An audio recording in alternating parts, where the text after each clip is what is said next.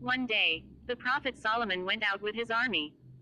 And an ant saw him and shouted, alerting the rest of the ants to enter their homes, because she was afraid that Prophet Solomon and his armies would run over them.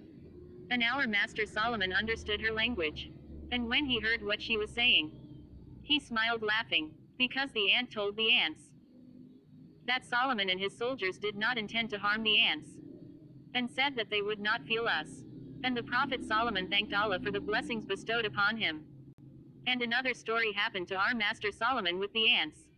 One day, Solomon and his companions went out, praying to Allah that rain would fall on them, because of the lack of rain. So the Prophet Solomon saw an ant standing up, raising one of its legs, and heard it calling Allah and saying, O Allah, I created from your creation, and we do not dispense with your grace. He said to his companions, go back, for Allah has responded to you for this ant. Allah poured rain upon them. The Prophet Solomon also had a story with the sparrow. Sulyman and his companions passed by a sparrow revolving around a sparrow. And he said to his companions, do you know what he says? They said, what does he say, O Prophet of Allah?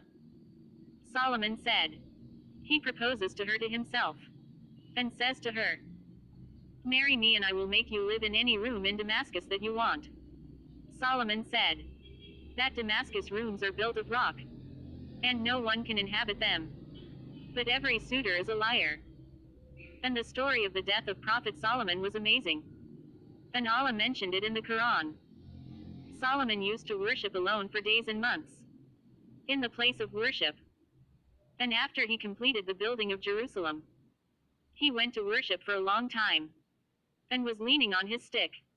Death came to him, and the stick remained stable, preserving the balance of his body, so that he would not fall to the ground, and remained in this state for a long time.